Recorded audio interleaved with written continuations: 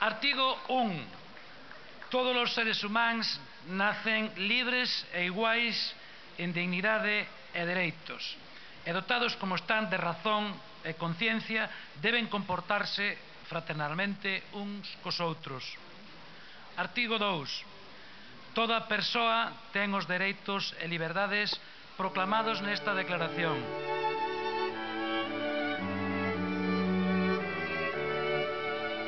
Todo individuo tiene derecho a la vida, a la libertad y a la seguridad de su persona. Artículo 4. Nadie será sometido a torturas ni a penas o tratos crueles, todos son inhumanos iguales o ante la ley degradantes. y tienen, sin distinción, derecho a igual protección de la ley. Todos Ninguén tienen poderá derecho ser a arbitrariamente igual detido, protección. preso nin desterrado. Toda persoa acusada de delito ten dereito a que se presuma a súa inocencia mentres non se probe a súa culpabilidade. Toda persoa ten Conforme dereito á a lei. circular libremente e a elixir a súa residencia nun territorio dun Estado. En caso de 2. persecución, toda persoa ten dereito a buscar asilo e a gozar del en calquer país.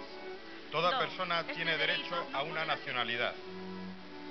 A nadie se privará arbitrariamente de su nacionalidad. Y así hasta completar la lectura de una declaración que no deberíamos necesitar recordar cada 10 de diciembre.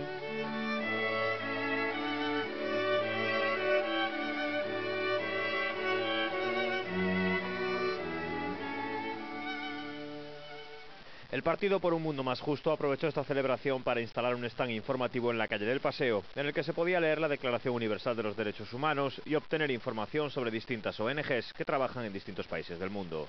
A xente ten dereito a ter sanidade, a ter educación, a salir de esa pobreza que en definitiva é o que está violando os seus dereitos como persona. Por eso estamos aquí para recordarlle a xente que, bueno, hoxe Día Internacional non é un día que simplemente hai que acordarse ese día, sino que hai que luitar todos os días por conseguir que os dereitos humanos sean algo universal, non? Que sea para todas as persoas do mundo.